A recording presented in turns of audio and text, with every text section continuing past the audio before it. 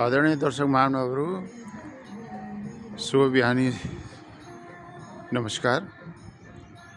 हरि ओम त्र्यंबकम यजामहे सुगंधिम पुष्टिवर्धनम उर्वारुकमिन्द्राण मृत्युमुच्य महामृता जय हो देवादिदेव महादेव जय महादेव जय गुरुदेव। ओम नमः शिवाय जय। शिवरात्रि को भोलिपल्ट को यस शुभ बिहानी में यहाँलाई म सूर्योदय को परिदृश्य देखाउँदैछु। यो नेपालगञ्ज बाइपास चौक स्थित सिटी होम स्थितबाट यो सूर्योदय बिहान को करिब 8 बजे अराउन्डमा पनि सूर्योदयले यसरी दर्शन दिनुभएको छ सूर्य भगवानले।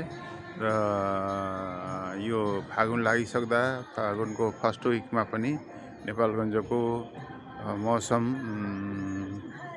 शीतल शान्त र रमणीय छ।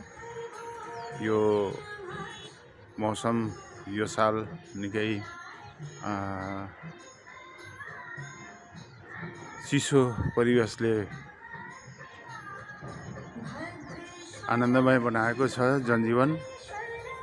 नत्र यति बेला गर्मीको पारो चढिसकेको अवस्था हुन्थ्यो, तर यो वर्ष मौसम ठन्डा कुल छ। त्यसो भएको हुनाले नेपालगञ्ज